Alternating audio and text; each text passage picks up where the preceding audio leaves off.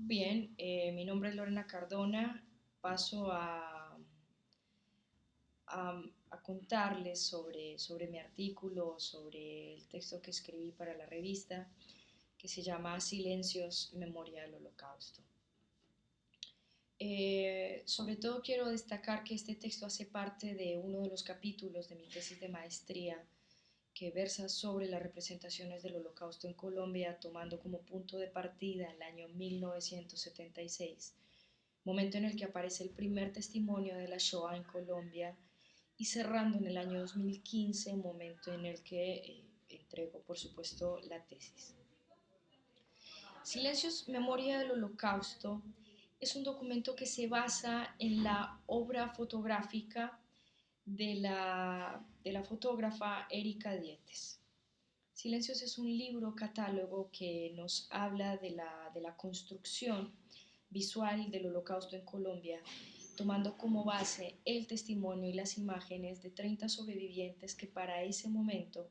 decidieron posar para la cámara de Erika y decidieron de alguna manera suministrar su testimonio. Esto es un testimonio visual, es un testimonio que tuvo enormes desafíos, lo sé por los contactos que tuve en aquel momento con la fotógrafa, porque inicialmente muy pocos sobrevivientes se habían animado a hablar en el país y sí que menos a posar ante la cámara, una cámara que es un instrumento invasivo, intrusivo, para hacer una apuesta visual con enormes contenidos, no solo visuales, sino psicológicos. La exposición se presenta en el año 2005 en el Teatro Faenza de Bogotá, con una masiva asistencia. Incluso los sobrevivientes allí vieron por primera vez su imagen y esto pues por supuesto estimuló en aquel momento una, digamos, un testimonio activo, casi catárquico de los sobrevivientes con sus familiares y con el público presente. Tomo como base ese trabajo no solo porque me parece en cierto modo inaugural dentro de los procesos de memoria, sino también porque me pareció una representación importante sobre el Holocausto, más en ese tiempo donde no tiene tanta relevancia el Holocausto en el país, a pesar de que en muchos otros espacios el Holocausto por supuesto tiene carrera y tiene mucha producción escrita, no solo en Europa, en América Latina también hay producción copiosa sobre esto. Pero me pareció interesante porque para esos años el Holocausto comienza, digamos, a tener como un increscendo en la memoria nacional, ante todo porque se comienza a construir en paralelo con la memoria del conflicto en Colombia. Para ello trato de analizarlo a la luz de otros trabajos de memoria fotográfica que se han hecho en el mundo sobre la representación del Holocausto. En ello también pongo en tensión el problema representacional mismo, que es uno de los grandes debates que tiene el Holocausto. Cómo hablar del horror, cómo representar el horror, cómo dar cuenta en el cine, en el teatro, en la fotografía, en la literatura, en el testimonio, en tantos formatos que se han construido, cómo hacer la cuidada exposición de un acontecimiento tan disruptivo y que tiene la virtud de haber sido muy expuesto, pero al tiempo de ser muy, muy banalizado. Entonces, por supuesto, las representaciones visuales del Holocausto se mueven como entre dos grandes interdicciones: la imposibilidad de la representación, es imposible sacarle una imagen al horror,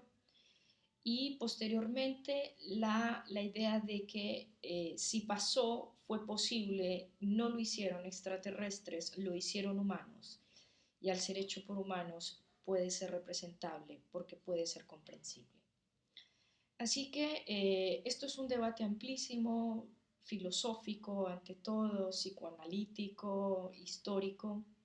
que se ha prestado para muchos inconvenientes. Sabemos que en torno también al Holocausto hay enormes complejidades negacionistas y revisionistas. Entonces, lo que yo trato de instalar allí es esa tensión de lo visual, es cómo empezar a pensar lo visual en acontecimientos que son disruptivos. Y también jugando con que la figura del holocausto es una figura que tenemos todos de alguna manera concentrada en nuestra memoria visual porque aprendimos a crecer,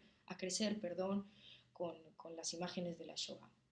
con los alumbrados, con los cuerpos apilados, con personas absolutamente enjutas y hambrientas al otro lado de la alambrada. Entonces esas imágenes también han contribuido a construir otras asociaciones visuales horrendas como las que lamentablemente no nos hemos acostumbrado a ver día a día en las guerras. Entonces, este debate lo trato de alguna manera de conciliar con los trabajos y exposiciones de la apelación a la buena memoria. Es decir, hay buenas formas de representar el holocausto y una de las formas más terribles es aquellas que convocan al horror y al trauma. Entonces, lo que rescato como papel potencial de este trabajo fotográfico de Erika es su capacidad de remembranza sin ofender al espectador, o al menos de haber una comunidad visual en torno a un acontecimiento traumático sin caer en el cliché, sin caer en la barbarie. Esta dignidad de memoria también nos habla del rostro, de darle cara e identidad a personas que sufrieron tremendamente bajo un contexto dictatorial o bajo una guerra, que pasaron por experiencias concentracionarias, experiencias de deportación, experiencias migratorias, de gueto, y al unificar la imagen de estos sobrevivientes y tratar de extraer detalles identitarios básicos y pensar que lo que pasó allí no fueron 6 millones de personas, sino que son historias individuales de reconstrucción familiar, de reconstrucción social, que son también importantes rescatar en los ejercicios de memoria, ante todo cuando las catástrofes, las masacres, los genocidios son absolutamente millonarios y tan despersonalizados. Entonces, estos ejercicios que yo concibo, que digamos conjugan la ética visual con el justo respeto al espectador, fueron los que quise dar en cuenta de hablar también de un escenario de memoria justa del holocausto. Así que bueno, básicamente es eso, no extiendo más elementos porque por supuesto la invitación es a su lectura, pero, pero a eso fue a lo que le quise apostar, a las representaciones de la Shoah y bueno, este trabajo visual de Erika Dietes es más que innovador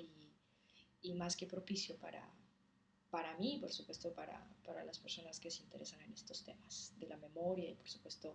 del holocausto.